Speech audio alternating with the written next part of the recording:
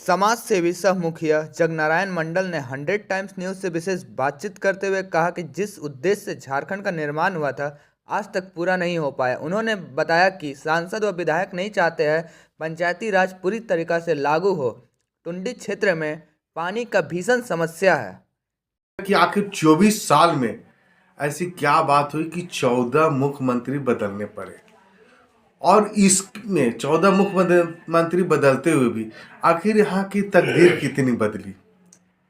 तो इसी संदर्भ में आज हम बात करेंगे जगनारायण जी से, जो एक समाज सेवी भी हैं और मुखिया भी हैं। तो चलिए जगनारायण जी, एक चीज़ हमें बताएंगे कि आज 24 साल में ऐसी क्या बात हुई कि यहाँ 14 मुख्यमंत्री बदलने की जरूरत पड़ी। आज जो झारखंड का सर जो बंटवारा होता है झारखंडियों के विकास के लिए, उन्हें अपना अधिकार दिलाने के लिए, समानता लाने के लिए, वो कितना सफल रहा सर? जी, आज आपके चैनल के माध्यम से बोलने का मौका मिला, जिसको लेकर मैं तहे दिल से आपके चैनल या आपको धन्यवाद। देखिए, ऐसा है कि जिस उद्देश्य से झारखंड का बंटवारा हुआ वो उद्देश्य पूरा नहीं हुआ। अब इसमें सभी का दोषी है, अकेले मंत्री या अधिकारी को बोला जाए तो नहीं, दोनों ही दोषी है। काहे कि देखिए, आज 24 साल लगभग अलग राज्य बनने में हो गया। 24 साल का मतलब होता है कि एकदम जुआ। कोई भी हमारे जो मनुष्य हैं वो 24-25 साल में एकदम यंग स्ट्रॉन्ग बन जाते हैं। तो झारखंड उसी तरह बनना चाहिए था, लेकिन उस तरह नहीं हुआ, उस तरह हुआ ही नहीं। अब रही बात कि जिस उद्देश्य से बना स्थायी नीति 1932, ये सब कहीं धरातल पर नहीं आया। चाहे वो भाजपा की सरकार हो चाहे जेएमएम की सरकार हो, दोनों में से किसी ने भी इस तरह का काम नहीं किया। अब रही बात कि जिस उद्देश्य से 2010 में पंचायती राज का गठन किया गया, बहुत दिनों के बाद 30-32 साल के बाद पंचायत का चुनाव हुआ, त्रिस्तरीय पंचायत चुनाव। इसका जो उद्देश्य था वो भी उस तरह का नहीं दिखा, धरातल पर दिख रहा है। सर एक चीज़ बताएंगे आप, मतलब पंचायती राज का गठन हुआ था ग्रामीण क्षेत्रों के विकास के लिए। वहाँ की समस्या जो है, जो सरकार तक नहीं पहुँचती है, उसको सुलझाने के लिए। सर इसमें कौन दोषी है सर? हर बार हर सरकार बदलती है, बोलते कि मैं पंचायती राज को पूरा अधिकार दे रहा हूँ, पूरा फंड दे रहा हूँ। सर आप तक वो फंड कितना मिला सर? विकास के लिए कितना आप लोगों को अभी तक रास्ता मिल पाया सर? देखिए, इसमें दोषी तो सरासर हमें जितना नॉलेज है कि सांसद विधायक लोग नहीं चाह रहे हैं कि पंचायती राज को दुरुस्त करें। क्योंकि अगर पंचायती राज को दुरुस्त कर देंगे तो बीच वाले क्या करेंगे। इसी उद्देश्य से वो लोग जो विभागीय शक्ति है, पावर है मुखिया का, पंचायती राज का, वो लोग पूर्ण रूप से देने नहीं चाह रहे हैं। अगर वो दे देते तो हमको लग रहा है, चाहे सभी लोग जान रहे हैं, कि उसको ब्लॉक का चक्कर या जिला का या एमएलए एमपी का चक्कर नहीं लगाना पड़ता।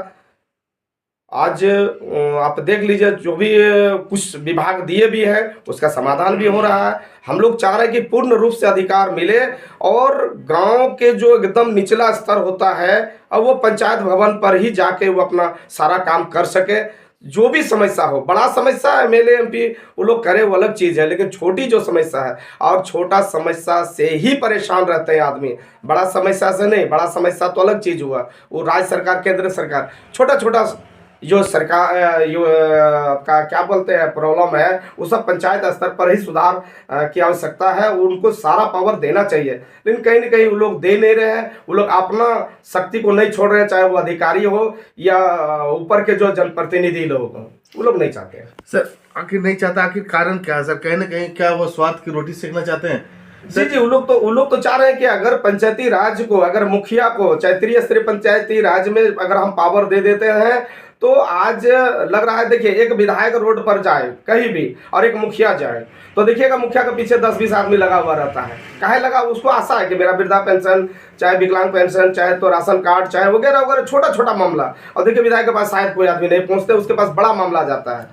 छोटा मामला के लिए मुखिया ही काफ़ी है, पंचायती स्तर पर ही हम लोग रिक्वेस्ट करेंगे आप लोग भी चैनल के माध्यम से कि माननीय मुख्यमंत्री महोदय से आप लोग मिलिए, उनको बोलिए कि भाई बहुत बहुत बधाई हो जो आप दोबारा ये चौथी बार शायद उनका मुख्यमंत्री शपथ लिए और आप पूर्ण बहुमत से आए। सरकार आपको जनादेश भी दिए हैं, जिस उद्देश्य से आपको जनादेश दिए हैं वो उद्देश्य को आप पूरा कीजिए।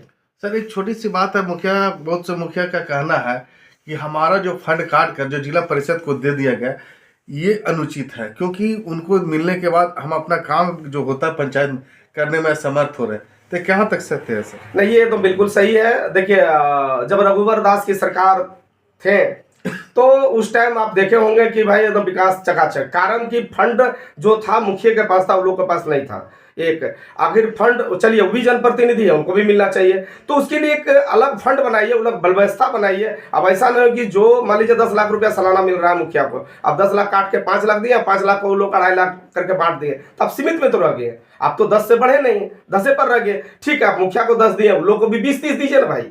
हम कहाँ बोल रहे कि कम दीजिए, उनको और ज्यादा दीजिए। आप जितना फंड दे सकते हैं, पब्लिक का काम होना चाहिए। आज आप देख लीजिए डीएमएफटी फंड हजारों करोड़ रुपया, मतलब कई हजार करोड़ रुपया पड़ा हुआ है, सड़ रहा है, कोई फायदा नहीं। अब पब्लिक जो है ना पानी, बिजली, सड़क, छोटा छोटा मामला के लिए त्राहिमाम कर रहा है।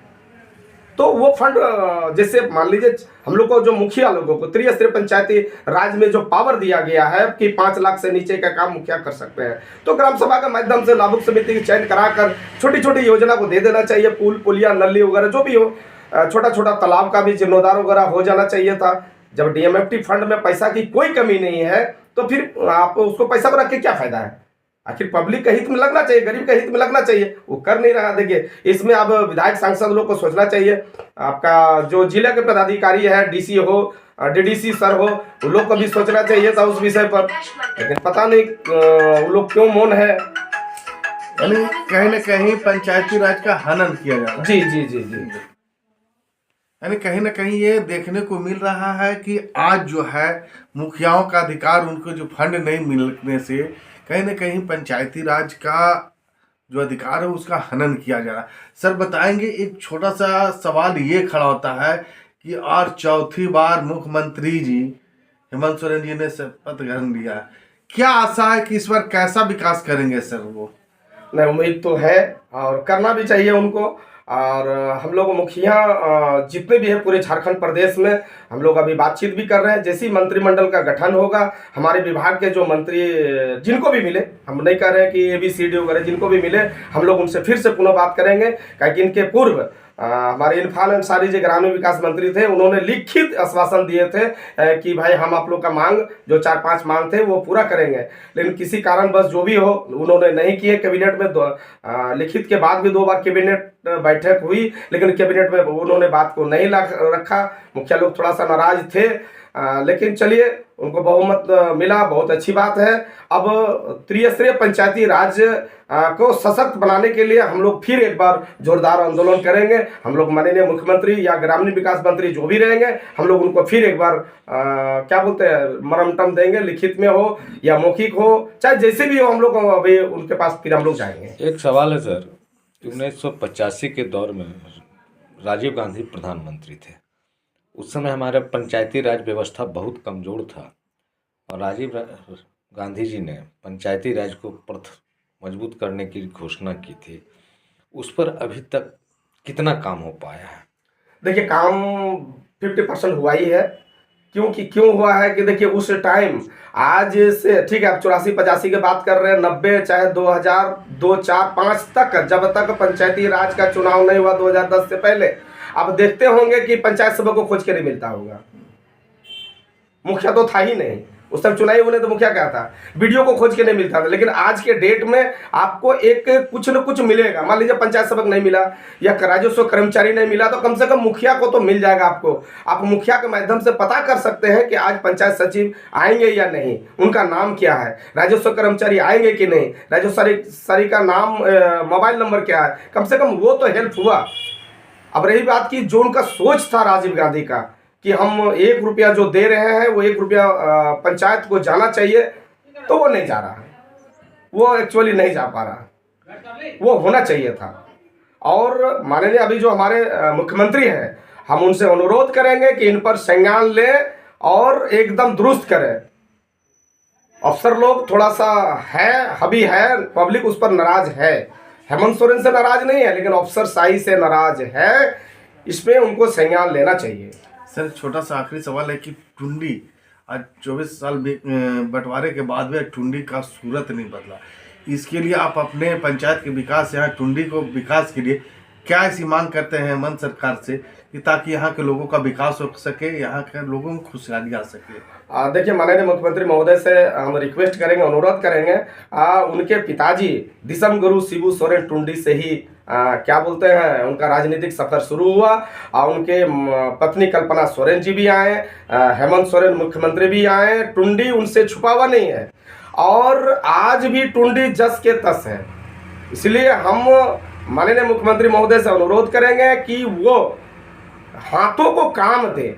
आज टुंडी, आज से कुछ दिन पहले, 2-4, 10 साल 20 साल पहले नक्सली के नज़र से देखा जाता था टुंडी प्रखंड वासियों को, लेकिन आज वो नहीं है। आज रोजगार के लिए मुख्यधारा पर कुछ न कुछ लड़के लोग जुड़े हैं, चाहे वो मजदूरी कर रहे हैं, चाहे जो भी कर रहे हैं। अब रहा बात कि जो पढ़े लिखे लड़के लोग हैं, उन लोग के लिए हाथ का कुछ काम चाहिए। कर कारखाना फैक्ट्री लगावे, जो हमारे टुंडी से पलायन लड़का लोग न हो, मुख्यधारा पर जुड़े रहे। मैंने क्या बोलते हैं, मुख्यधारा से कोई दूसरा धारा पर ना जाए, बहकावे पर ना जाए। उसके लिए रोजगार चाहिए, रोजगार पर ध्यान दें।